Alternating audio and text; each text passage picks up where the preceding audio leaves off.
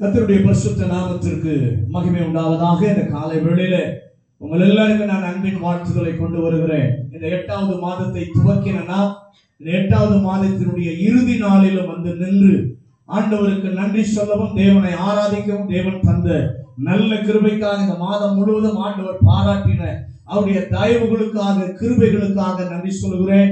நல்ல ஒரு ஆராதனையின் பிரசன்னத்தினாலே கர்த்தர் நிரப்பினார். இந்த காலை வேளையிலும் அவருடைய வார்த்தையை கொண்டும் கர்த்தர் நம்மோடு கூட பேசுவாராக. நம்முடைய செவிகள், நம்முடைய இருதயங்களை கர்த்தருடைய வார்த்தைக்கு நேராக திருப்புவாராக. வாசிக்கலாம். உபாகமத்தின் புஸ்தகம் 7வது அதிகாரம் 8வது வசனத்தையும் 9வது வசனத்தையும் வாசிக்கலாம். உபாகமம் 7வது அதிகாரம் 8வது வசனமும் 9வது வசனம். கர்த்தர் உங்களில் அன்பு கூர்ந்ததினாலும் கர்த்தர் உங்களில் அன்பு கூர்ந்ததினாலும் உங்கள் பிதாக்களுக்கு இட்ட ஆணையை காக்க வேண்டும், உங்கள் பிதாக்களுக்கு இட்ட ஆணையை காக்க வேண்டும் என்பதினாலும் கர்த்தர் பலத்த கையினால் உங்களை புறப்பட பண்ணி அடிமைத்தன வீடாகிய எகிப்து நின்றும் அதன் ராஜாவான பார்வோனின் கையில் நின்றும் உங்களை மீட்டுக் கொண்டார்.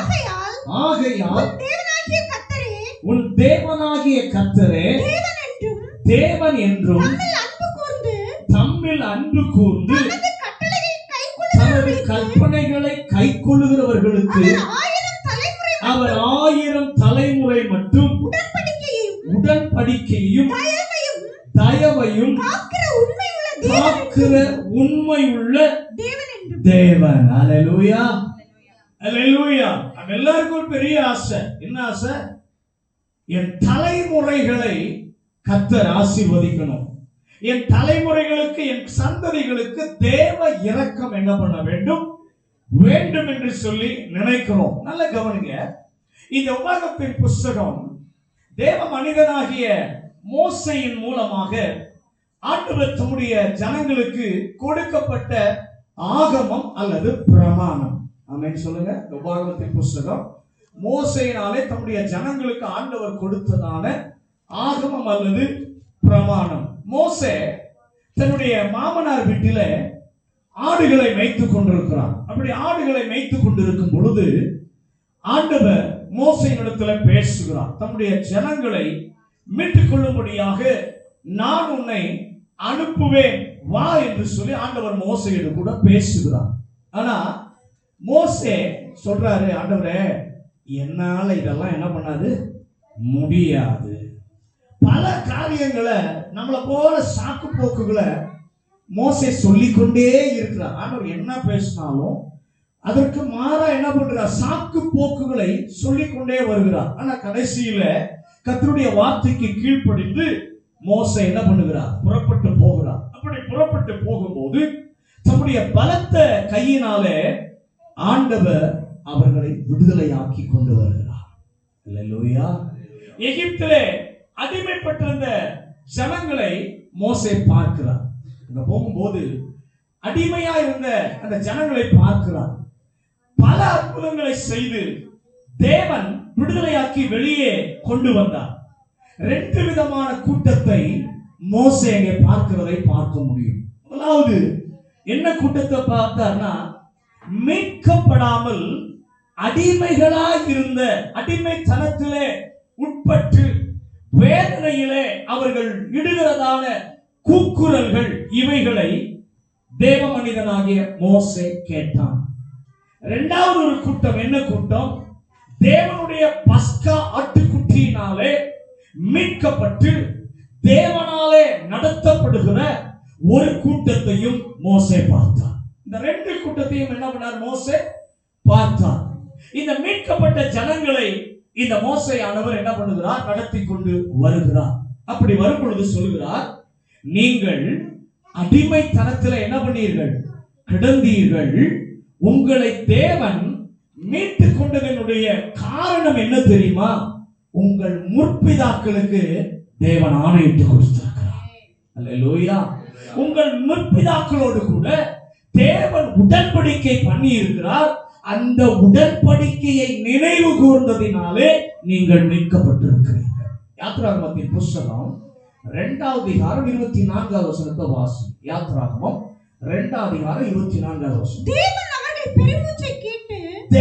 அவர்கள் பெருமூச்சை கேட்டு தாம் ஆபிரகாமோடும் ஈசாக்கோடும்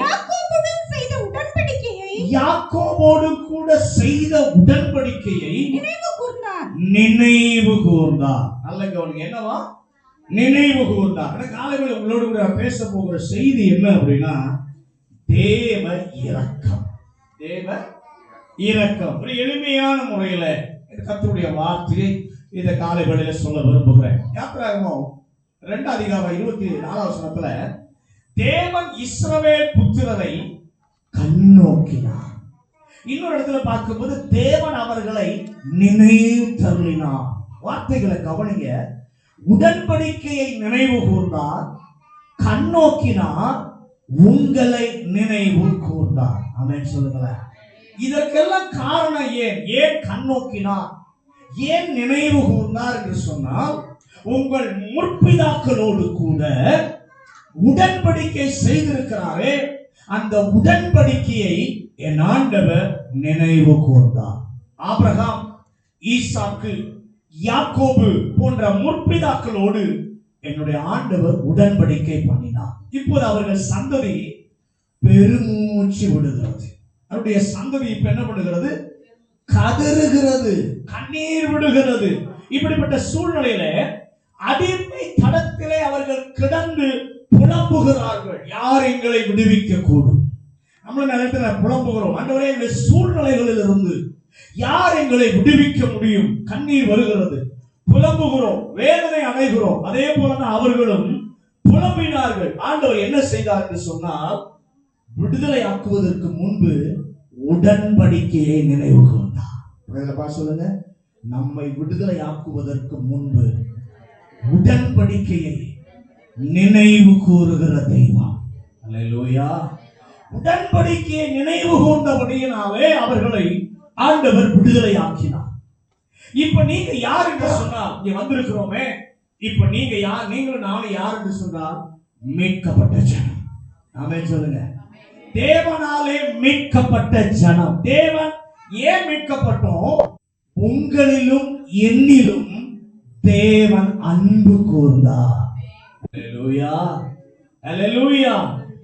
உடன்படிக்கை நினைத்தார், அன்பு கூர்ந்தார் என்று சொல்லி அறிந்திருப்பீர்களானால் தைரியமா உங்களால சொல்ல முடியும், நான் தேவனாலே மீட்கப்பட்ட ஜனம். அல்லேலூயா. ஆண்டவரிலே அன்பு கூர்ந்து அவருடைய கற்பனைகளை கை கொள்வீர்களானால், 1000 தலைமுறைக்கு இரக்கம் வேணும்னா சும்மா வராது. அந்த வசனம் சொல்லுது, 7ஆம் அதிகாரம், உபாகமம் 7ஆம் அதிகாரம் 8வது வசனத்துல 9வது வசனத்துக்கு வரும் பொழுது, ஆகையால் உன் தேவனாகிய கர்த்தரே தேவன் என்றும் தம்மில் அன்பு கூர்ந்த வார்த்தைகளை நல்லா அண்டர்லைன் பண்ணி கொள்ளுங்க. முதலாவது என்ன சொல்றாரு? அவரிலே அன்பு கூர்ந்து அவருடைய கற்பனைகளை கைக்கொள்ளு. 2 கண்டிஷன் வைக்கிறார். 1000 தலைமுறை வரைக்கும் நான் இரக்கம் காட்ட ரெடி அப்பா. ஆனா உங்ககிட்ட ஒன்றை நான் எதிர்பார்க்கிறேன். என்னன்னா, முதலில் நீ என்னிலே அன்பு கூற வேண்டும். அன்பு கூர்ந்து என்ன செய்யணும்? என் கற்பனைகளை கை கொள்ள வேண்டும். அல்லேலூயா, அல்லேலூயா. அல்லேலூயா. உடன்படிக்கையை காக்கிறவர் எப்படி? ஆபிரகாமுக்கு கொடுத்த உடன்படிக்கையை நினைத்து உங்களை விடுதலை ஆக்கினாரோ, அப்படியே நீங்களும் அவரிலே அன்பு கூர்ந்து கர்த்தருடைய கற்பனைகளை கைக்கொள்வீர்களானால் 1000 தலைமுறை மட்டும் உடன்படிக்கையை காக்கிற உண்மையுள்ள தேவனாய் என் ஆண்டவர் இருக்கிறார். அல்லேலூயா. 1000 தலைமுறை வரைக்கும் தயவு காட்டுகிறவர். பக்கத்துல பாசல கையை கொடுத்து, நீங்க உண்மையா கற்பனைகளை கை கொண்டீங்கன்னா 1000 தலைமுறை வரைக்கும் தயவு காட்டுவா. அல்லேலூயா. இந்த கற்பனையை எப்ப கொடுத்தார் என்று சொன்னால், மீட்கப்படாமல் கற்பனை இல்லை. சொல்லுங்க, மீட்கப்படாமல் கற்பனை இல்லை. ஆதியாகமம் முதல் வாசித்து பாத்தீங்கன்னா, இஸ்ரவேல் ஜனங்கள் அந்த கூட்டத்தார் ரத்தத்தினாலே மீட்கப்படுகிற வரைக்கும் தேவன் எங்கேயும் பிரமாணங்களை கொடுக்கவில்லை. அவரவர் அவருடைய விருப்பத்தின்படி என்ன பண்ணினார்கள்? பலி செலுத்தினார்கள், பலிபீடத்தை கட்டினார்கள். இஷ்டமாக அவருடைய விருப்பம் போல தேவனை என்ன பண்ணார்கள்? ஆராதித்தார்கள். ஆனால் இப்படித்தான் நடக்க வேண்டும் என்று சொல்லி பிரமாணத்தை அவர்கள் பெறவில்லை. தேவ பிரமாணம், தேவனுடைய கட்டளை என்பது யாருக்கு கொடுத்தார் என்று சொன்னால் மீட்கப்பட்டவர்களுக்கு. சொல்லுங்க, கற்பனை கட்டளைகளை மீட்கப்பட்டவர்களுக்கு தான் ஆண்டவர் கொடுத்தார். அல்லேலூயா. இப்ப நிறைய பேர் நினைக்கிறாங்க என்னன்னா, தேவனுடைய ரத்தத்தினாலே நான் மீட்கப்பட்டு விட்டேன், நாங்கள் மீட்கப்பட்டு விட்டோம், நமக்கு இனி பிரமாணங்கள் இல்லை, நமக்கு இனி கட்டளைகள் இல்லை, அதற்கு நாம கீழ்ப்படிய வேண்டிய அவசியம் இல்லை என்று சொல்லி நினைக்கிறார்கள். நல்ல கவனிங்க, பிரமாணத்திலிருந்து நான் மீட்கப்பட்டு விட்டேன், அது உண்மைதான். ஆனால் தேவன் நம்மை பாவத்திலிருந்து மீட்கப்பட்டாலும் தேவன் அடுத்து நமக்கு கொடுப்பது என்னவென்று சொன்னால், நாம் எப்படி நடக்க வேண்டும், நாம் எப்படி என்ன செய்ய வேண்டும் என்ற கட்டளையை தேவன் தருகிறார். அல்லேலூயா. வேதம் சொல்லுகிறது, நான் நியாய பிரமாணத்தை அழிக்க அல்ல, நியாய பிரமாணத்தை நிறைவேற்ற வந்தேன். பக்கத்துல சொல்லுங்க, நியாய பிரமாணத்தை அவர் அழிக்க வரல, நியாய பிரமாணத்தை நிறைவேற்ற வந்தார். நீங்க வேதத்துல பாத்தீங்கன்னா, விபச்சாரம் செய்யாதே என்பது பிரமாணம், விபச்சாரம் செய்யாதே என்பது பிரமாணம். ஆனால் மீட்கப்பட்ட ஜனத்தை பார்த்து ஆண்டவர் என்ன சொல்கிறார் என்று சொன்னால், ஒரு ஸ்திரீயை இச்சையோடு பார்க்கிறவன் விபச்சாரம் செய்தாயிற்று, கொலை செய்யாதிருப்பாயாக என்பது பிரமாணம். ஆனால் ஆண்டவர் மீட்கப்பட்ட ஜனங்களுக்கு சொல்கிறார், ஒரு சகோதரனை பார்த்து மூடனே என்று சொன்னால் அது கொலை குற்றம். இதை யாரை பார்த்து ஆண்டவர் சொன்னார் என்று சொன்னால், சீஷர்களை பார்த்து தான் ஆண்டவர் சொன்னார். அல்லேலூயா. மீட்கப்பட்டவர்களுக்கு கொடுக்கப்பட்ட கட்டளை. பக்கத்துல கை கொடுத்து சொல்லுங்க, மீட்கப்பட்டவர்களுக்கு கொடுக்கப்பட்ட கட்டளை.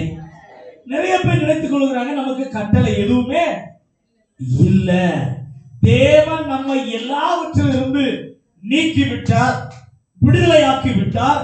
தேவன் நம்மை பாவத்திலிருந்து விடுதலையாக்கினார், சாபத்திலிருந்து என்ன பண்ணினார்?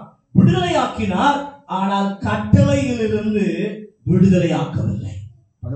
எல்லாவற்றிலிருந்து விடுவித்தார், கட்டளையிலிருந்து என்ன பண்ணவில்லை? விடுவிக்கவில்லை. ஏனென்றால் மீட்கப்பட்ட நாம் முன்னாலே எப்படி இருந்தோம் என்று சொன்னால், காணாத ஆடுகளை போல் இருந்தோம். இங்க வாசிங்களேன், 1 பேதுரு புத்தகம் 2ஆம் அதிகாரம் 25வது வசனம். 1 பேதுரு 2ஆம் அதிகாரம் 25வது வசனம். சிதறுண்ட ஆடுகளை போல் இருந்தீர்கள், சிதறுண்ட ஆடுகளை போல் இருந்தீர்கள், இப்பொழுதோ உங்கள் ஆத்துமாக்களுக்கு மேய்ப்பரும் கண்காணியுமானவருக்கு திருப்பப்பட்டிருக்கிறீர்கள். இங்க சொல்றாரு, சிதறுண்ட ஆட்டிற்கு எந்த கட்டளையும் இல்லை. சொல்லுங்க, சிதறுண்ட ஆட்டுக்கு எந்த கட்டளையும் இல்ல. ஏன்னா மனம் போல அது என்ன பண்ணுகிறது? அப்படியே சுற்றி திரிகிறது. மனம் போல சுத்துது. இஷ்டப்பட்ட இடத்திற்கு என்ன பண்ணுகிறது? போய் மேய்கிறது. அதற்கு ஒழுங்குமுறை வரைமுறையே இல்லை. ஆனா இப்பொழுதோ உங்கள் ஆத்துமாவுக்கு மேய்ப்பர், உங்கள் ஆத்துமாவிற்கு கண்காணி, அவரிடத்திலே நீங்கள் திருப்பப்பட்டிருக்கிறீர்கள். ரட்சிக்கப்பட்டவர்கள் யார்? ஒரு மேய்ப்பனுக்கு கீழே வருகிறவன் தான் ரட்சிக்கப்பட்டவன். ஆமென் சொல்லுங்களேன். ஒரு மேய்ப்பனுக்கு கீழே வருகிறவன் தான் ரட்சிக்கப்பட்டவன். அல்லேலூயா. ஒரு கண்காணியுடைய கண்காணிப்புக்கு கீழே வருகிறவன், அந்த கண்காணி சொல்கிறான், நீ இங்கதான் தங்கணும், இத்தனை மணிக்கு மேய்ச்சலுக்கு போகணும், இத்தனை மணிக்கு திரும்பி என்ன பண்ணணும், நீ அடங்கி என்ன பண்ணணும், வீட்டிற்கு வரணும். அவன் அந்த மந்தையை மேய்க்கிறான். அல்லேலூயா, அல்லேலூயா. ஒரு ஒழுங்கிற்கு அந்த மந்தை கீழ்ப்படுகிறது. பக்கத்துல சொல்லுங்க, கண்காணியுடைய கீழே அந்த கூட்டத்தை ஆண்டவர் கொண்டு வரும்போது அந்த மேய்ப்பனுடைய சத்தத்திற்கு ஆடுகள் செவி கொடுக்கிறது.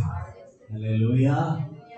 முன்பு நம்முடைய வாழ்க்கையில ரட்சிக்கப்படாதவருக்கு முன்பு நமக்கு யாரு கண்காணியும் இல்ல, யாரு இல்ல. சிதறுண்ட ஆடுகளை போல என்ன பண்ணினோம், மனம் போல மாம்சமும் மனதும் எதெல்லாம் விரும்புச்சோ அவைகளை நம்முடைய மன இஷ்டத்தின்படி நாம செய்து திரிந்தோம். ஆனால் இப்ப நம்ம யாராய் மாறி இருக்கிறோம் என்றால், ஒரு மேய்ப்பனும் கண்காணியுமானவரிடத்திலே தேவன் நம்மை கொண்டு வந்து சேர்த்திருக்கிறார். அல்லேலூயா. இப்ப ஆண்டவர் சொல்கிறார், மீட்கப்பட்டிருக்கிறீர்கள். இந்த மீட்பிலே என்னை தேவன் என்று சொல்லி நீங்கள் அறிந்தீர்களானால் நீங்கள் என்னிடத்தில் அன்பு கூறணும். அப்ப ஆண்டவர் விரும்புறது என்ன தெரியுமா? கண்காணியான என்னிடத்துல வந்தீங்க. இப்ப ஆண்டவர் விரும்புறது என்னன்னா, என்னிடத்திலே நீங்கள் என்ன பண்ணணும்? அன்பு கூறணும். பக்கத்துல பார்த்து சொல்லுங்க, தேவனிடத்துல அன்பு கூறணும். அன்பு கூர்ந்து, இது எதுக்கு சொல்றேன்னா, அன்பு கூர்ந்தாதான் கட்டளைகளை நம்மளால கை கொள்ள முடியும், கற்பனைகளை நம்மளால கை கொள்ள முடியும். அவர் மேல அன்பு இல்லைன்னா அதெல்லாம் நமக்கு எப்படி தெரியும்? பாரமான சுமையாய் நமக்கு தெரியும். அதனால ஆண்டு சொல்றாரு அன்பு கூறணும். ரெண்டாவது சொல்றாரு, என்னுடைய கற்பனைகளை என்ன பண்ணணும்? கை கொள்ளணும் சொல்லிட்டு, நீங்கள் செய்வீர்களானால், எதை? அன்பு கூர்ந்து என் கற்பனை என் கட்டளைகளுக்கு கீழ்ப்படிந்து செய்வீர்களானால் உங்களோடு கூட பண்ணினதான உடன்படிக்கையை 1000 தலைமுறை வரைக்கும் நானும் காப்பேன். அல்லேலூயா. 1000 தலைமுறை மட்டும் உங்களுக்கு நான் தயவை என்ன பண்ணுவேன்? காண்பிப்பேன். கர்த்தருடைய பிள்ளைகளாகிய நீங்களும் நானும் மீட்கப்பட்டவர்களாய் இருக்கணும். எல்லாரும் கை ஊத்தி சொல்லுங்க, நான் மீட்கப்பட்டவனாய் இருக்கணும். நான் மீட்கப்பட்டவளாய் இருக்கணும். தைரியமா எத்தனை பேர் சொன்னார்? எத்தனை பேரால் சொல்ல முடியுது நான் மீட்கப்பட்டிருக்கிறேன்? அப்படி சொல்றவங்க தைரியமா சொல்லுங்களேன், நான் இயேசுவாலே மீட்கப்பட்டிருக்கிறேன். ஹல்லேலூயா. மீட்புக்கு கொடுக்கப்பட்ட விலை ஒரு ஆட்டுக்குட்டி. மீட்கப்பட்டதுக்கு கொடுக்கப்பட்ட விலை ஒரு ஆட்டுக்குட்டி. ஆட்டுக்குடிய ரத்தத்தினாலே மீட்கப்பட்டார்கள். ஆனா மீட்புக்கு விலை என்ன? ஒரு ஆட்டுக்குட்டி. ஆனா நீங்களும் நானும் மீட்கப்பட்டது ஆட்டுக்குட்டியினால் அல்ல. 1 பேதுரு 1 அதிகாரம் 18-19 வசனங்களை வாசி. 1 பேதுரு 1வது அதிகாரம் 18-19 வசனங்கள். உங்கள் முன்னோர்களால் பாரம்பரியமாய் நீங்கள் அனுசரித்து வந்த வீணான நடத்தையினின்று அழிவுள்ள வஸ்துக்களாகிய வெள்ளியினாலும் பொன்னினாலும் மீட்கப்படாமல் குற்றமில்லாத மாசற்ற ஆட்டுக்குட்டியாகிய இயேசு கிறிஸ்துவின் விலையேற பெற்ற ரத்தத்தினாலே மீட்கப்பட்டிருக்கிறீர்கள் என்று அறிந்திருக்கிறீர்களே. ஒரு குற்றமில்லாத ரத்தம், அந்த ரத்தம் விலையேற பெற்றது. பழைய ஏற்பாட்டிலும் மீட்கப்பட்டேன் என்று சொல்லுகிறார்கள். நாமும் மீட்கப்பட்டாலும், ஆனால் நம்முடைய மீட்புக்கும் அவர்களுடைய மீட்புக்கும் வித்தியாசம் உண்டு. அவர்களுடைய மீட்புக்கு கொடுக்கப்பட்ட விலை ஆட்டுக்குட்டி மட்டுமே. நம்முடைய மீட்புக்கு கொடுக்கப்பட்டது விலை மதிக்க முடியாத இயேசு கிறிஸ்துவின் ரத்தம். அல்லேலூயா. ஆகையால் தான் நாம் பாடுகிறோம், என்னை விலையேற பெற்றவனாய் மாற்றினீரே. உம்முடைய விலையேற பெற்ற ரத்தத்தினாலே விலையேற பெற்றவனாய் என்னை மாற்றினீரே என்று சொல்லி நாம் என்ன பண்ணுகிறோம்? பாட்டு பாடுகிறோம். நல்ல இது யாகவேதான் மோசே சொன்னார், கர்த்தரால் மீட்கப்பட்ட ஜனமே உனக்கு ஒப்பானவன் யார்? ஒருவனும் இல்லை. பக்கத்துல கை கொடுத்து சொல்லுங்க, கர்த்தரால் மீட்கப்பட்ட ஜனமே உனக்கு ஒப்பானவன் யார்? ஒப்பானவன் யாருமே இல்லை. இந்த உலகத்துல பெரிய அதிபதியா இருக்கலாம், பெரிய ராஜாவா இருக்கலாம், பெரிய போஸ்ட்ல இருக்கலாம், வெள்ளியும் பொண்ணும் உடையதான சீமானாய் கூட என்ன பண்ணலாம் இருக்கலாம். ஆனால் அவங்களை யாருக்கு ஒப்பிட முடியாதுன்னா கர்த்தரால மீட்கப்பட்ட ஜனங்களுக்கு ஈடாய் அவர்களை ஒப்பிட முடியாது. ஆமென். உலகத்துல வேணா பெரிய பணக்கார, வெள்ளி பொண்ணு, ராஜா, ஆனா தேவ ஜனத்துக்கு பக்கத்துல கூட நீ வர முடியாது. தேவ ஜனத்தோடு உன்னை என்ன பண்ண முடியாது, ஒப்பிட முடியாது. என்றால் ஆண்டவருடைய தேவனுடைய ரத்தத்தினாலே மீட்கப்பட்டவர்களுக்கு யாரையும் ஒப்பாக என்ன பண்ண முடியாது, கொண்டு வர முடியாது. தேவன் நம்மை மீட்டிருக்கிறார். நம்மேல் வைத்த கடமை என்ன என்றால் தேவனிலே அன்பு கூர்ந்து அவருடைய கற்பனைகளின்படி நாம் செய்வோமானால் 1000 தலைமுறை என் ஆண்டவர் காப்பார். இந்த தலைமுறையில நீங்கள் கர்த்தருடைய வார்த்தையை கேட்கிறீர்கள். பக்கத்துல சொல்லுங்க, இந்த தலைமுறையில உங்க வார்த்தையை நீங்க என்ன பண்ணுகிறீங்க, கேட்கிறீங்க. ஒருவேளை முதல் தலைமுறை கிறிஸ்தவர்களாய் கூட இருக்கலாம். Abraham first generation, Abraham first generation, ஆண்டவரை அறிந்த முதல் தலைமுறை. ஒருவேளை நீங்கள் முதல் தலைமுறையாய் ஆண்டவரை ஏற்றுக்கொண்டிருக்கலாம். ஆனால் ஆண்டவரில் அன்பு கூர்ந்து அவருடைய கற்பனைகளை கைக்கொண்டு அவருடைய கட்டளைகளை கைக்கொண்டு நீங்கள் கண்களை மூடுவீர்களானால் உங்கள் பிள்ளைகளுக்கு ஒருவேளை நீங்க ஒன்றுமே வைக்காமல் கண்களை மூடலாம், இந்த உலகத்தை விட்டு கடந்து போய்விடலாம். ஆனால் ஒன்றை நீங்களும் நானும் மறக்க கூடாது. என்னன்னா அவருடைய பாதுகாப்பு என் தலைமுறைக்கு 1000 தலைமுறை வரைக்கும் கர்த்தருடைய பாதுகாப்பு என் பிள்ளைகள் மேல இருக்கும் என்பதை நான் மறந்து போய்விடக் கூடாது. அல்லேலூயா. ஆபிரகாம் கர்த்தருடைய வார்த்தைக்கு என்ன பண்ணாரு, கீழ்ப்படிந்து தேவனை நம்பினார். ஆமென் சொல்லுங்களேன். அவர் கற்பனைக்கு கீழ்ப்படிந்தார். அப்போஸ்தலனாகிய பவுல் புதிய ஏற்பாட்டிலே பல 100 வருஷங்கள் கழித்து அவர் எழுதினார், நீங்கள் பிதாவினாலே அன்பு கூறப்பட்டவர்கள். உங்களை தேவன் ஏன் அழிக்கல தெரியுமா? ஏன் உங்களை அழிக்காமல் உயிரோடு காத்தார் தெரியுமா? யூதர்கள் ஏன் அழிக்கப்படவில்லை தெரியுமா? அவர்களே கேட்டாங்க. என்ன கேட்டாங்க? இவருடைய இரத்தப்பழி எங்கள் மேலும் எங்கள் பிள்ளைகள் மேலும் சுமரட்டும் என்று சொல்லி கேட்கிறாங்க. இயேசு அனுப்பப்பட்டு அவர்களை ஆசீர்வதித்தார். அல்லேலூயா. ஏன் தெரியுமா? தாம் வாக்கு பண்ணி இருக்கிறார், அந்த வாக்குத்தத்தத்தை நிறைவேற்றுவதற்காக. அல்லேலூயா. உங்க அப்பா அன்பு கூர்ந்தார் என்ற கற்பனைக்கு கீழ்ப்படிந்தார். 1000 தலைமுறை மட்டும் உண்மைகளை, தயவை காப்பேன் என்று சொல்லி இருக்கேன், தயவை கொடுப்பேன் என்று சொல்லி இருக்கிறேன். நான் வாக்கு தவற மாட்டேன். அவருக்கு வந்து பெரிய சோதனை என்ன தெரியுமா? ஆதியாகமம் 22 அதிகாரம் 1 வசனத்தை 2 வசனத்தை வாசி. ஆதியாகமம் 22 அதிகாரம் 1-2 வசனம். இந்த காரியங்கள் நடந்த பின்பு தேவன் ஆபிரகாமை சோதித்தார்.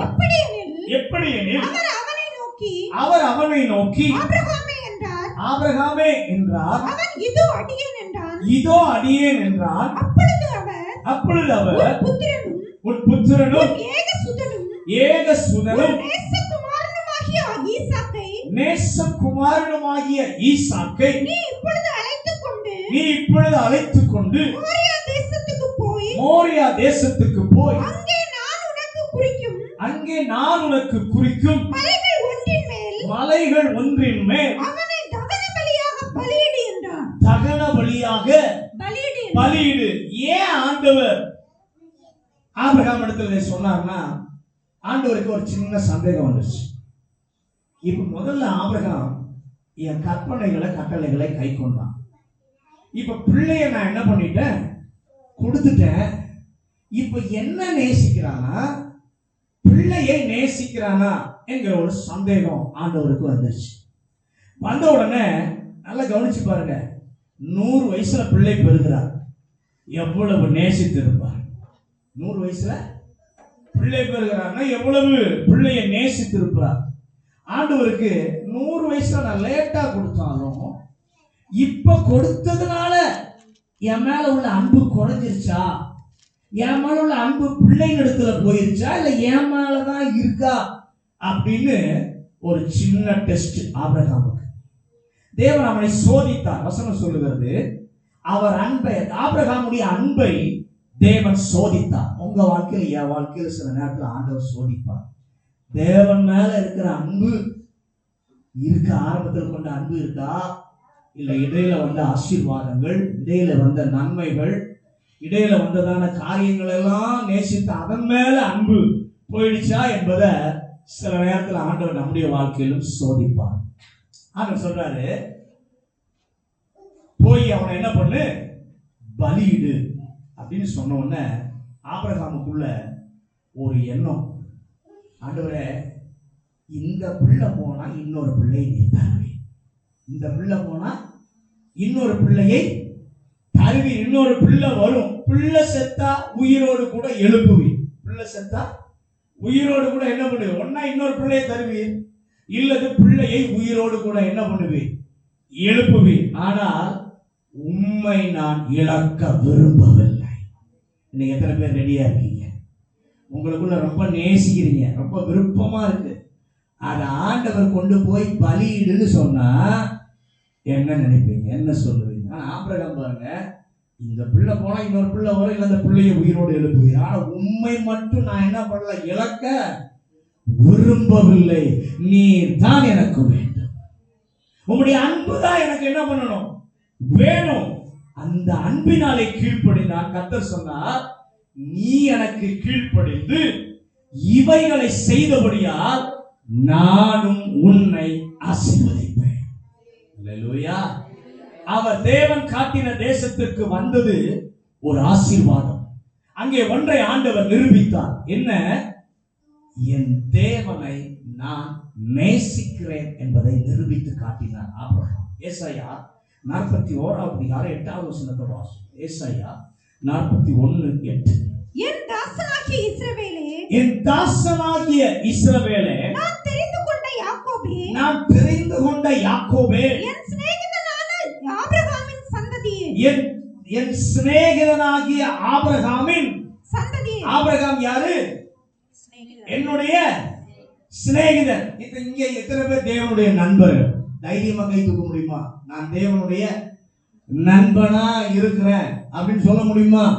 ஆனா ஆண்டவர் ஆபிரகாமை குறித்து சொல்றாரு, ஆபிரகாம் என்னுடைய சிநேகிதன். ஆண்டவர் கடைசியா சொல்றாரு, நான் உங்களை வேலைக்காரர் என்று இனி சொல்ல மாட்டேன். யோவான் 15 அதிகாரம் 15வது வசனத்தை வாசிங்க. யோவான் 15:15. இனி நான் உங்களை ஊழியக்காரன் என்று சொல்லுகிறதில்லை, இனி நான் உங்களை ஊழியக்காரன் என்று சொல்லுகிறதில்லை, ஊழியக்காரன் என்று சொல்லுகிறதில்லை. ஊழியக்காரன் தான் எஜமான் செய்கிறதை அறிய மாட்டான்.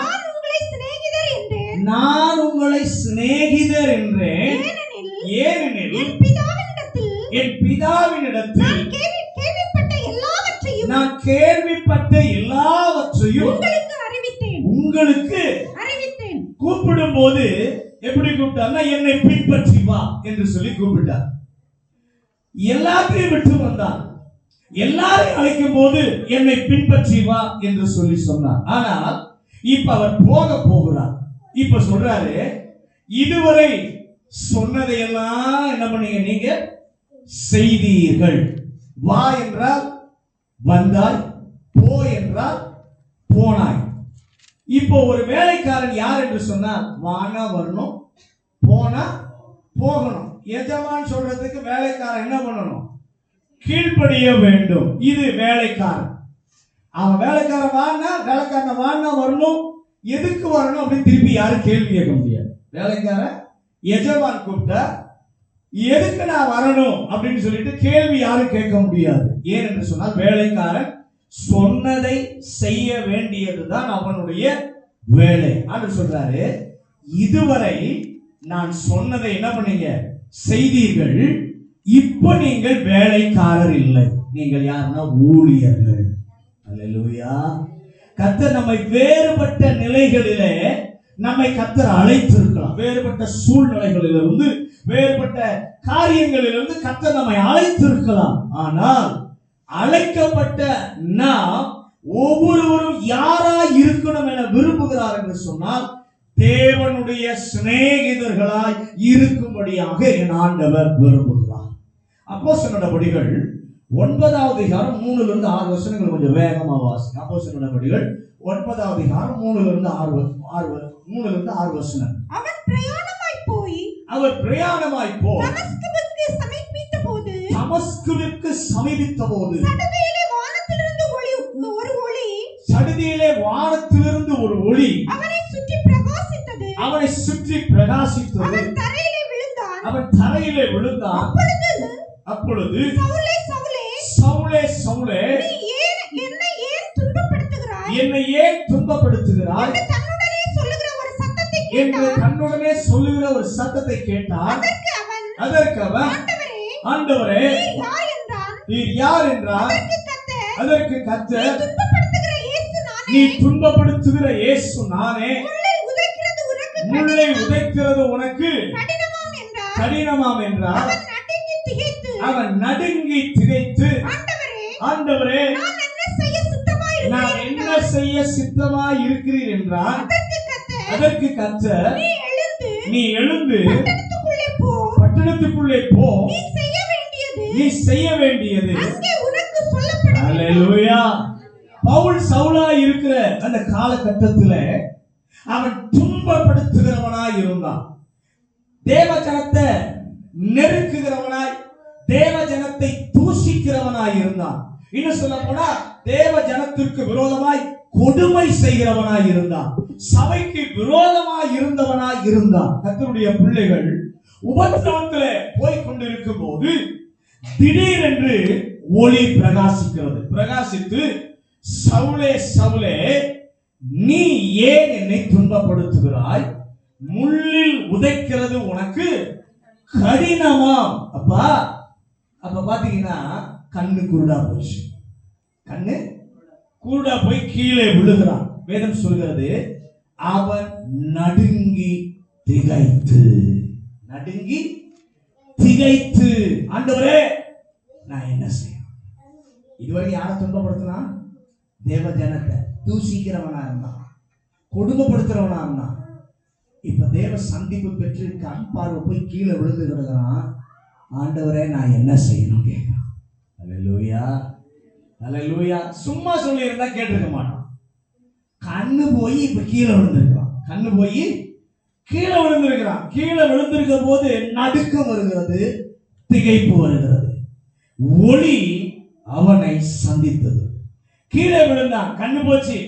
பயங்கர அடி வாங்கி தான் கீழ்ப்படிஞ்சான். பகலவா சொல்லுங்க, அடி வாங்கி எல்லாம் கீழ்ப்படிய வேண்டாம். சொல்றப்பயே கீழ்ப்படிச்சிருங்க. சொல்றப்பயே இவரு அடி வாங்கி தான் மாறினாரு. எப்ப சொன்னா? எல்லாம் அடி வாங்கினதுக்கு அப்புறம் சொல்றான், என்னப்பா நான் செய்யணும்? இதை முதல்லயே கேட்டிருந்தா நம்மளும் அப்படிதான். முதல்ல ஆர்டர் சொல்லும் போது என்னப்பா செய்யணும் சொல்லுங்கப்பா, செஞ்சுடுறேன் அப்படின்னு வந்திருந்தோம்னா பிரச்சனை இல்லை. இல்லப்பா நீங்க சொல்றதை நான் கேட்க மாட்டேன்ப்பா அப்படின்னா கொஞ்சம் தூரம் கைத்தை விடுவார். அப்படியே நீளமா போகும். நம்மளும் நினைப்போம் ஆண்டவர் மனதுருக்கம் உள்ளவர்னு. அங்க போனோன்னா மூங்கனாங்கயிறை பிடிச்சி இழுப்பாரு. அப்படியே போனோன்னு என்ன பண்ணுவாரு? பிடிச்சி என்ன பண்ணுவாரு? அப்புறம் காயப்பட்டு ரத்தம் சிந்தி அகோரமா மறுபடியும் தேவ சமூகத்துக்கு என்ன பண்ணணும்? அப்படிதான் இவரை பிடிச்சாரு ஆண்டவர். அல்லேலூயா. திகைத்து தான் கீழ்ப்படிந்தான். ஆண்டவர் சொல்றாரு, அப்ப சொல்றாரு, நீ பட்டணத்திற்கு போ. நீ என்ன பண்ண? பட்டணத்திற்கு போ. ஏற்றுக்கொள்ளும் போது தான் பயந்தான். ஆனால் அவனுடைய பிற்கால வாழ்வை பார்க்கும் போது ரோமர் 8ஆம் அதிகாரம் 35-36 வாசிங்க. ரோமர் 8:35-36. கிறிஸ்துவின் அன்பை விட்டு நம்மை பிரிப்பவன் யார்? உபத்திரவமோ, வியாகுலமோ, துன்பமோ, பசியோ, நிர்வாணமோ, நாசமோசமோ, பட்டயமோ, இவை எல்லாவற்றிலேயும் நாம் நம்மை அன்பில் அன்பு கூறுகிறவர்களாலே முற்றிலும் ஜெயம் கொள்ளுகிறவர்களாய் இருக்கிறோமே. ஏற்றுக்கொள்ளும் போது பயம்தான். இப்ப சொல்றான், பிற்கால வாழ்க்கையில பயத்தை விட்டு இல்ல, கிறிஸ்துவின் அன்பை விட்டு என்னை யாரும் பிரிக்க முடியாது. அல்லேலூயா. முதலாவது வரும்போது பயத்தோடு வந்தா, ஆவிக்குரிய வாழ்க்கையிலே அவன் வளர வளர எதை விட்டு பிரிக்க முடியாது என்றால், தேவன் மேல் உள்ள அன்பில் இருந்து எதுவோ எவையோ யாரும் என்னை பிரிக்க முடியாது. இந்த மனுஷன் இப்ப என்ன சொன்னா, என்ன ஆனா என்றால், அன்பினாலே கட்டப்பட்டான். பக்கத்துல சொல்லுங்க, இந்த மனிதன் இப்பொழுது அன்பினாலே கட்டப்பட்டான். வசனம் சொல்லுகிறது, அன்பில் ஜெயம் கொள்ளுகிறவனாக மாறினான். கர்த்தருக்கு கீழ்ப்படிந்தான். நீங்களும் நானும் ஆண்டவரை ஏற்றுக்கொண்டது, அவருடைய பிள்ளையாய் மாறினது உண்மையானால் அவர் கற்பனைகளை கை கொள்ளும்படிக்கு நீங்களும் நானும் அழைக்கப்பட்டிருக்கோம். உபாகமம் 28வது அதிகாரம் 1-2 வசனங்களை வாசிங்க. உபாகமம் 28:1-2. இன்று நான் உனக்கு விதிக்கிற உன் தேவனாகிய கர்த்தருடைய கட்டளைகளின் படியெல்லாம் செய்ய நீ கவனமாய் இருக்கும்படிக்கு அவர் சத்தத்திற்கு உண்மையாய் செவி கொடுப்பாயானால் உன் தேவனாகிய கர்த்தர் பூமியில் உள்ள சகல ஜாதிகளிலும் உன்னை மேன்மையாக வைப்பார். நீ உன் தேவனாகிய கர்த்தரின் சத்தத்திற்கு செவி கொடுக்கும் பொழுது இப்பொழுது சொல்லப்படும் ஆசீர்வாதங்கள் எல்லாம் உன்மேல் வந்து உனக்கு பலிக்கும். அல்லேலூயா. இந்த அதிகாரத்துல சாபத்தையும் சொல்றாரு, ஆசீர்வாதத்தையும் எழுதி இருக்கிறார். ஆசீர்வாதத்தை சொல்றதுக்கு முன்னாடி சொல்றாரு, இன்றைக்கு உனக்கு கட்டளையிடுகிறேன். இன்றைக்கு உனக்கு கட்டளையிடுகிறேன். இந்த கட்டளைகளை எல்லாம் நீ கை கொள்ளணும். பக்கத்துல கை கொண்டு சொல்லுங்க, இன்னைக்கு உங்களுக்கு கர்த்தர் கட்டளையை கட்டளையிடுகிறார். நீங்க என்ன பண்ணணும்? கை கொள்ளணும். நீ கவனமாய் கேட்டு கை கொள். ஏன் கை கொள்ளணும் என்றால், கற்பனைகளை நீ கை கொள்ளணும் என்றால் முதல்ல கற்பனைகளை அறிந்திருக்கும். சொல்லுங்க, கற்பனைகளை கை கொள்ளணும்னா முதல்ல கற்பனை என்னன்னு அறிந்திருக்கணும். கற்பனைகளை அறியாத ஒருவன் கற்பனைகளை கை கொள்ள முடியாது. இதை விளங்குவதற்கு ஒரு சின்ன உதாரணம் சொல்றேன். இப்ப இங்க பல சகோதர சகோதரிகள்லாம் இருக்கிறீங்க, நல்ல வண்டி ஓட்டுறவங்க, ரொம்ப சந்தோஷம். லைசன்ஸ் உள்ளவங்கலாம் கொஞ்சம் கை உயர்த்துங்க. வண்டி ஓட்டுவேன், ஆனா கையில லைசன்ஸ் இருக்கா? லைசன்ஸ் இருக்கவங்க மட்டும், நல்லா ஆண்களா இருந்தாலும் சரி பெண்களா இருந்தாலும் சரி, லைசன்ஸ் உள்ளவங்க மட்டும் கொஞ்சம் கையை உயர்த்துங்க. பாருங்க, நிறைய பேர் வண்டி ஓட்டுறாங்க, லைசன்ஸ் உள்ளது ஒரு சிலர் தான் இருக்காங்க. என்னது? லைசன்ஸ் உள்ளவங்க ஒரு சிலர் தான் இருக்கிறாங்க. இப்ப நல்ல கவனிங்க, அதாவது லைசன்ஸ் உள்ளவங்களுக்கு இப்ப வரேன், லைசன்ஸ் உள்ளவங்களுக்கு லைசன்ஸ் எடுத்துட்டோம், ஆனா ரோடு ரூல் என்னன்றது நிறைய பேருக்கு தெரியும். லைசன்ஸ் பெற்றிருக்கிறோம், ஆனா ரோடு ரூல், ரோடுடைய கற்பனை என்ன, சாலை விதி என்ன அப்படின்றது நிறைய பேருக்கு என்ன பண்ணாது, தெரியாது. ஆனா நம் நாட்டில இத்தனை விபத்துகள் நடக்குதே, இந்த விபத்துக்கு காரணம் என்னன்னா ரூல்ஸ் சரியா தெரியல, ரூல்ஸ கை கொள்றதும் இல்லை. அதனாலதான் விபத்துகள் என்ன பண்ணுது, ஏற்படுகிறது. ஆனா நம்ம ஆட்களை மாதிரி கட்டடிச்சு சந்துக்குள்ள பொந்துக்குள்ள பூந்து வர ஆளு எங்கேயும் இருக்க மாட்டான். நம்ம ஊர்ல இருக்கிற ஆளை போல கட்டடிச்சு சந்துக்குள்ள பொந்துக்குள்ள பூந்து அப்படி திறமை அதெல்லாம் இருக்கு சொல்லுவோம். ஆனா ரோடு ரூல் என்ன அப்படின்னா தெரியாது. ரோடு ரூல் என்னன்னா தெரியாது. நல்ல கவனிங்க, இப்ப வெளிநாட்டுக்கு நம்ம போறோம்னா நம்ம லைசன்ஸ் அங்க செல்லுபடியாது. வெளிநாட்டுக்கு போனா இங்க எடுத்திருக்க நம்ம லைசன்ஸ் செல்லுபடியாது ஆகாது. ஏன்னா அங்க இருக்க ரூல்ஸை நீங்க படிக்கணும். அங்க இருக்கிற ரூல்ஸை படிக்கணும். எந்த பக்கம் போகணும், எந்த பக்கம் வரணும், எந்த ரோட்ல எவ்வளவு ஸ்பீடில் போகணும். நம்ம ரோடு மாதிரி எல்லாத்துலயும் போக முடியாது, ஒவ்வொரு ரோட்டுக்கும் ஸ்பீடு இருக்கு. அதை படிச்சு எக்ஸாம் எழுதி பாஸ் ஆகணும். படிச்சு எக்ஸாம் எழுதி பாஸ் ஆகணும். பிராக்டிக்கல்லாம் இருக்கு. நம்ம நாட்டில் தான் அது கிடையாது. ஏன் அப்படின்னா காசு கொடுத்து லைசன்ஸை என்ன பண்ணிடுவோம், ஈஸியா என்ன பண்ணிடுவோம், வாங்கிட்டு போயிடுவோம். பணம் இருந்தா எல்லாத்தையும் சாதிச்சிடலாம் நம்ம தேசத்துல. ஆனா ஒவ்வொரு நாளும் பாத்தீங்கன்னா ஆயிரக்கணக்கான பேர் சாகுறாங்க. ஆயிரக்கணக்கான பேர் சாகுறாங்க. ஏன் தெரியுமா? சட்டத்தை மீறினதினாலே, சட்டத்தை தெரியாததினாலே. வேதம் சொல்கிறது, மல்யுத்தம் பண்ணினாலும் சட்டத்தின்படி தான் என்ன பண்ணணும், மல்யுத்தம் பண்ணணும். பக்கத்துல சொல்லுங்க, சண்டை போட்டா கூட சட்டத்தின்படி போட்டாதான் முடிசூட்டப்படுவான். மல்யுத்தம் சண்டை தானே, சட்டத்தின்படி அதை செஞ்சாதான் என்ன பண்ணுவான், முடிசூட்டப்படுவான். அப்ப வாழ்வதற்கு சட்டம் இருக்கா அப்படின்னா நிச்சயமா சட்டம் இருக்கு. சொல்லுங்க, சண்டை போறதுக்கே சட்டம்னா வாழ்க்கைக்கு சட்டம் இருக்கா இல்லையா? சட்டம் இருக்கு. ஓடுகிறவன் இஷ்டப்படி ஓட முடியாது. ஓட்ட பந்தயத்துல ஓடுறவன் இஷ்டத்துக்கு ஓட முடியாது. அவனுக்குன்னு ஒரு ட்ராக் இருக்கு. அந்த ட்ராக்ல தான் என்ன பண்ணணும், ஓட. நமக்கு ஒரு வாழ்க்கையை கத்தர் கொடுத்திருக்கிறார். இந்த வாழ்க்கையில ஒரு ட்ராக் ஆண்டவர் கொடுத்திருக்கார். அந்த ட்ராக்ல தான் நீங்களும் நானும் ஓடும். அல்லேலூயா, அல்லேலூயா. அதனால நிறைய பேர் நம்ம பார்க்கும்போது, ரட்சிக்கப்பட்டு விட்டு இஷ்டம் போல நான் என்ன பண்ணலாம், ஓடலாம், நடக்கலாம், இஷ்டம் போல வாழலாம். இல்லை, இப்ப நம்ம எங்க வந்திருக்கிறோம் அப்படின்னா சட்டத்துக்குள் வந்திருக்கிறோம். சொல்லுங்க, நம்ம இஷ்டப்படி ஓட முடியாது. இப்ப நம்ம எங்க வந்திருக்கோம்னா சட்டத்துக்குள் வந்திருக்கிறோம். செய்யக்கூடாது, தொடக்கூடாது என்கிற சட்டம் எல்லாம் யாருக்குன்னா மீட்கப்பட்டவர்கள். சொல்லுங்க, தொடக்கூடாது, செய்யக்கூடாது, இந்த சட்டம் எல்லாம் மீட்கப்பட்ட ஜனங்களுக்கு தான். அல்லேலூயா. முன்னால மாம்சம் என்ன சொல்லுச்சோ அதெல்லாம் நம்ம செஞ்சோம், எதெல்லாம் விரும்பிச்சோ அதுக்கெல்லாம் தாராளமா இடம் கொடுத்தோம். இப்போது சட்டங்களுக்கு நாம் கீழ்ப்படியணும். அப்போஸ்தலனாகிய பவுல் எழுதுகிறார், சட்டங்களுக்கு கீழ்ப்படிந்ததினால் கர்த்தரை ஸ்தோத்திரம் பண்ணுகிறேன். ஒன்றை மறந்து விடாதீர்கள், சட்டத்திற்கு நீங்களும் நானும் கீழ்ப்படியணும். இதற்கெல்லாம் கீழ்ப்படிந்தால் சொல்லப்படுகிற ஆசீர்வாதம் நம்முடைய வீடுகளை, நல்ல வார்த்தைகளை நாம் எழுதி வைக்கிறோம். நம்ம வீட்டுல என்ன பண்றோம், நல்ல கர்த்தருடைய வார்த்தைகளை என்ன பண்ணுகிறோம், எழுதி வைக்கிறோம். ஆனா ஒன்றும் பலிக்காது. என்ன பாஸ்டர் இப்படி சொல்றீங்களே?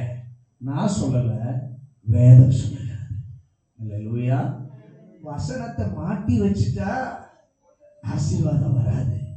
வசனத்தை அப்படியே மாட்டி வச்சுட்டா 1000 தலைமுறைக்கு இறக்கம் வராது. அந்த வசனத்துக்கு கீழ்ப்படிஞ்சா, அந்த வசனத்தை கற்பனை கட்டளை சொல்றதுக்கு உடனே எஸ் சொல்லி ஆமோதித்தால் தான் தலைமுறைக்கும் அவருடைய தயவு இருக்கும். அல்லேலூயா, அல்லேலூயா. நல்ல கவனிங்க, வேதம் சொல்லுகிறது ஆசீர்வாதம் எப்ப பலிக்கும், நான் சொல்வதை கவனமாக்க. பக்கத்துல சொல்லுங்க, ஆசீர்வாதம் எப்ப வரும்னா அவன் சொல்றத முதல்ல கவனிக்கணும். அல்லேலூயா. இதன்படி செய் அப்படின்னு சொல்றத கவனிக்கணும். அப்படி செய்யும் போது ஆண்டவர் சொல்றாரு, நான் சொன்னதெல்லாம் உண்மையில வந்து பலிக்கும். நான் சொன்னதெல்லாம் உண்மையில வந்து பலிக்கும். எத்தனை பேர் விசுவாசிக்கிறீங்க? உண்மையில அது நிறைவேறும். நான் வாக்குத்தத்தம் ஆசீர்வாதங்களை கேட்கிறோம், அதை விரும்புகிறோம், நல்லதுதான். இவை எல்லாம் நிறைவேற வேண்டுமானால் நாம் கர்த்தருடைய வார்த்தைக்கு கீழ்ப்படிவது மிக மிக முக்கியமான ஒன்று. எப்படி கீழ்ப்படியணும்? அன்பு கூர்ந்து. அன்பு கூர்ந்தாலும் அது பாரமா தெரியாது. அவர் மேல அன்பு கூறலன்னா சொல்லப்பட்ட வார்த்தைகள் நமக்கு ரொம்ப பாரமா தெரியும். அப்ப முதலாவது கர்த்தரை அன்பு கூறணும். அன்பு கூர்ந்து அவர் சொல்றத கவனிக்கணும். கேட்டுட்டு அதன்படி என்ன பண்ணணும், செய்ய அர்ப்பணிக்கும் போது கர்த்தருடைய ஆசீர்வாதம் வரும். அல்லேலூயா. உலகத்தில் இருந்தவர் இயேசு கிறிஸ்துவானவர் இந்த உலகத்தில் இருந்த போது 30 வயது வரைக்கும் பெற்றோருக்கு கீழ்ப்படிந்திருந்தார். பெற்றோருக்கு கீழ்ப்படிந்திருந்தார். 30 வயது முடிஞ்ச உடனே ஞானஸ்நானம் பெறும்படி யோர்தானுக்கு வந்தார். அங்கே ஒரு மனுஷன் ஞானஸ்நானம் பெற்றுக் கொண்டிருந்தான். அவன் பேர் யோவான். அவன் படித்தவர் அல்ல, பணக்காரரும் அல்ல, பெரிய சட்டம் படித்தவரும் அல்ல, நல்ல பெரிய வஸ்திரம் போட்டு ஆடமானவராய் இருந்தார்னா அதுவும் இல்லை. அங்கே நிற்கிறார். யார் என்று சொன்னார்? மயிர் கச்சையை தரித்துக் கொண்டிருக்கிறவர். அல்லேலூயா. காட்டு தேனையும் வெட்டுக்கிளையும் தின்னுகிறவர் ஒரு சன்னியாசி அங்க இருக்கிறார். இன்னொருவர் வருகிறார். அங்கே யார் தெரியுமா? அவர்தான் வானத்தையும் பூமியையும் உண்டாக்கினதான கர்த்தர். அவர் வருகிறார். வந்து தூதர்களால் அவர் ஆராதிக்கப்படுபவர். அவர் வந்த உடனே இந்த மனுஷன் கேட்கிறான், நான் உம்மால் ஞான ஸ்நானம் பெற வேண்டியதா இருக்க நீர் என்னிடத்தில் வரலாமா அப்படின்னு கேட்ட உடனே ஆண்டவர் சொன்னார், இப்போது இடம் கொடு, இப்போது இடம் கொடு, எல்லா நீதியும் நிறைவேற்றணும். என்ன நீதி? உபாகமம் 6வது அதிகாரம் 21 முதல் 24 வசனங்கள். கொஞ்சம் வேகமா வாசி. டைம் ஆச்சு. நீ உன் புத்திரரை நோக்கி நாங்கள் எகிப்திலே பார்வோனுக்கு அடிமைகளாய் இருந்தோம். கர்த்தர் பலத்த கையினாலே எகிப்திலிருந்து புறப்பட பண்ணினார். கர்த்தர் எங்கள் கண்களுக்கு முன்பாக எகிப்தின் மேலும் பார்வோன் மேலும் குடும்பம் அனைத்தின் மேலும் கொடிதான பெரிய அடையாளங்களையும் அற்புதங்களையும் விளங்க பண்ணி நம்முடைய பிதாக்களுக்கு ஆணையிட்டு கொடுத்த தேசத்துக்கு எங்களை அழைத்து கொண்டு போய் அதை நமக்கு கொடுக்கும்படி எங்களை அவ்விடத்திலிருந்து புறப்பட பண்ணினார். இந்நாளில் இருக்கிறது போல நம்மை அவர் உயிரோடு காப்பதற்கும் எந்நாளும் நன்றாய் இருப்பதற்கும் நம்முடைய தேவனாகிய கர்த்தருக்கு பயந்து எல்லா கட்டளைகளின் படியே எது நீதி? தேவனுடைய கட்டளையின்படி செய்ய ஜாக்கிரதையாய் இருந்தால் அதுதான் நீதி. யோவான் இடத்துல சொல்லுகிறார், நான் நீதியை நிறைவேற்றணும். ஏன்? யோவான் 1ஆம் அதிகாரம் 33, 31, 33 வசனங்களிலே அவன் ஏன் அனுப்பப்பட்டான் என்று சொன்னால் ஞான ஸ்நானம் கொடுக்கும்படி அவன் அனுப்பப்பட்டான். யோவான் உலகத்திற்கு வந்தது ஞான ஸ்நானம் கொடுக்கும்படி வந்தான். அவனை அனுப்பினது தேவன். லூக்கா 7ஆம் அதிகாரம் 29, 30 வசனங்களை குறித்துக் கொள்ளுங்கள். அவன உபதேசத்தை ஆயக்காரர் கேட்டார்கள், பரிசேயர் கேட்டார்கள், நியாய சாஸ்திரிகள் கேட்டார்கள். 3 கூட்டத்தார் அவனுடைய உபதேசத்தை என்ன பண்றாங்க? கேட்கிறார்கள். ஆயக்காரர்கள் ஞான ஸ்நானம் பெற்றார்கள். பெற்றுவிட்டு சொன்னார்கள், தேவனே நீர் நீதி உள்ளவர். ஆனால் வேதம் படித்தவர்கள், சட்டம் படித்தவர்கள், அவர்கள் என்ன சொன்னாங்க தெரியுமா? ஏய், உன்னை விட நான் ரொம்ப படிச்சிருக்கிறேன், உன்னை விட நான் ரொம்ப படிச்சிருக்கிறேன், உன்னை விட நான் வேதத்தை கரைச்சு குடிச்சிருக்கிறேன், சட்டத்தை படித்திருக்கிறேன், நான் ஏன் ஞான ஸ்நானம் பெறணும்? அவர்கள் யோவானுடைய ஆலோசனை அல்ல, தேவனுடைய ஆலோசனையை தள்ளிவிட்டார்கள். தங்களுக்கு கேடு வரும்படி தேவ ஆலோசனையை அவர்கள் தள்ளிவிட்டு வைத்தார்கள். ஆகைதான் இயேசு சொன்னார், எல்லா நீதியையும் நிறைவேற்றணும். அல்லேலூயா. இயேசு ஞானஸ்நானம் பெற்று அவர் கரையேறினார். வானம் திறந்தது. அங்கிருந்து சத்தம் கேட்கிறது, இவர் என்னுடைய நேசகுமாரன், இவரில் நான் பிரியமாயிருக்கிறேன். அல்லேலூயா, அல்லேலூயா. அந்த நீதியை நிறைவேற்றின உடனே, கற்பனைக்கு கீழ்ப்படிந்த உடனே என்ன நடந்துச்சுன்னா வானம் திறந்தது. நீங்கள் கற்பனைக்கு கட்டளைக்கு கீழ்ப்படிஞ்சா வானம் நமக்காக திறக்கும். அடைபடுவது, அதாவது சாபத்தையும் வானம் திறப்பது ஆசீர்வாதத்தையும் காட்டுகிறது. அல்லேலூயா. இயேசுவுக்கு எப்போ வானம் திறந்துச்சு தெரியுமா? பிறந்த போதல்ல, நீதியை நிறைவேற்றின போது, நீதியை செய்த போது அவருக்காக வானம் திறந்தது. அதனால்தான் இயேசு சொன்னார், பரிசேயருடைய நீதியை காட்டிலும் உங்களுடைய நீதி அதிகமாய் இராவிட்டால் நீங்கள் பரலோகத்தில் பிரவேசிக்க மாட்டீர்கள். நல்ல கவனிங்க. கற்பனைக்கு கீழ்ப்படிய என்ன வேணும் என்று சொன்னால் அன்பு வேணும். வேதத்தை நாம் வாசித்தால் அன்பு கூறுகிறவர்களுக்கு ஆயத்தம் பண்ணினவர்கள், அன்பு கூறுகிறவர்களுக்கு நன்மைக்கு ஏதுவாக அவர் நடத்துகிறார். அப்ப அன்பு கூறுகிற ஒரு கூட்டத்தை கர்த்தர் பிரித்தார். இதுவரைக்கும் ஒரு இன்ட்ரோடக்ஷன் தான் சொல்லியிருக்கேன். டைம் ஆயிடுச்சு. கண்களை மூடுவோம், கண்களை மூடி. 1000 தலைமுறை வரைக்கும் தேவ இரக்கம் வேணுமா? முதல்ல ஆண்டவர் சொல்ல, என்னிடத்தில் அன்பு கூர்ந்து, என்னிடத்தில் அன்பு கூர்ந்து, அன்பு கூர்ந்து நான் சொல்றதை கவனிச்சு என்னுடைய கட்டளை, என்னுடைய கற்பனைகளை நீ கை கொள்வாயானால் நான் சொல்லுகிற ஆசீர்வாதம் எல்லாம் உங்க வீட்டுக்குள்ள வரும். 1000 தலைமுறைக்கு வரைக்கும் நான் உனக்கு இரக்கம் காட்டுவேன். இன்றைக்கு கர்த்தர் எதிர்பார்ப்பது அவர் மேல் நாம் அன்பு கூற வேண்டும். ஆபிரகாமை கர்த்தர் சோதித்தார். ஆசீர்வாதத்தை கொடுத்த உடனே என்னை நேசிக்கிறானா அல்லது என் மேல இருந்த நேசம் பிள்ளையின் மீது போய்விட்டதா என்பதை ஆண்டவர் சோதிக்கிறார். அந்த சோதனையில் ஆபிரகாம் நினைக்கிறார், பிள்ளை போனா பரவாயில்ல, இன்னொரு பிள்ளை வரும், அல்லது பிள்ளை ஆண்டவர் உயிரோடு எழுப்புவார். ஆனா என் தேவனை நான் இழக்க விரும்பவில்லை, அவருடைய அன்பை நான் இழக்க விரும்பவில்லை. இன்னைக்கு எத்தனை பேர் ஒப்பு கொடுக்க போறீங்க? ஆண்டவரே, இந்த உலகத்துல நான் எதை இழந்தாலும் பரவாயில்ல, ஆனா உங்களை நான் இழக்க விரும்பல, உங்க அன்பை நான் இழக்க விரும்பல, உங்க கற்பனை கட்டளைகளுக்கு நான் கீழ்ப்படிவேன். ஆண்டவரே, அது எனக்கு கடினமா இல்ல, பாரமா இல்ல. உண்மை நேசிக்கும் போது, உண்மையிலே அன்பு கூறும் போது நீ கொடுக்கிற கற்பனைகள் கட்டளைகள் எனக்கு லகுவானவைகள். அதுக்கு கீழ்ப்படிச்சு பாரு, கர்த்தருடைய ஆசீர்வாதம் சொல்லப்பட்டதெல்லாம் உங்க வீட்டுக்குள்ள தங்கி இருக்கும். அந்த அனுபவத்தை கர்த்தர் தருவானாக. பரலோக பிதாவே, உம்மை நன்றியோடு துதிக்கிறோம். இந்த நல்ல மாலை வேளைக்காக, காலை வேளைக்காக நன்றி சொல்கிறோம்.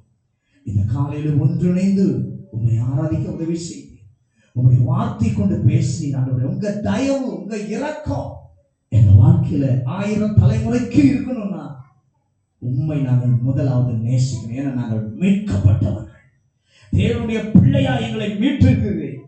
உண்மையில எங்களுக்கு அன்பு பெருகட்டும். ஆண்டவரே, அன்றைக்கு கேட்டது போல என்னை நேசிக்கிறாயா என்று சொல்லி கேட்பீரானால் நாங்கள் என்ன பதில் சொல்ல முடியும்? இந்த காலங்களை யோசித்து பார்க்க கருவித்தார். உண்மையில அன்பு பெருகட்டும். அன்பு கூர்ந்து நீ சொல்லுகிறத இரண்டாவது நாங்கள் கவனிக்கணும்.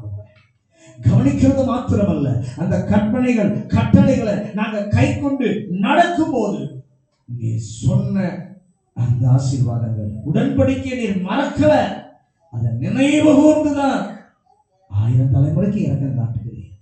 நாங்களும் உங்களுடைய கற்பனைகளை கட்டளைகளை மறக்காம கடைபிடிக்க எங்களுக்கு உதவி செய்யும். அந்த ஒவ்வொரு பிள்ளைகளையும் குடும்பங்களையும் கர்த்தர் ஆசீர்வதிப்பார். தேவ அன்பு குடும்பங்களிலே பெருகட்டும். ஆண்டவர் சொன்னதை கவனமா கேட்கட்டும். அந்த கற்பனைகளை கட்டளைகளுக்கு கீழ்ப்படியட்டும். கர்த்தர் அப்படி செய்யும் போது நீ பரலோகத்தை திறக்கிறீர். 1000 தலைமுறைக்கு இரக்கத்தை, தயவை கர்த்தர் காண்பிக்கிறதற்காக இயேசுவின் அதிகாரம் உள்ள நாமத்தில் ஜெபிக்கிறோம் நல்ல பிதாவே, ஆமென்.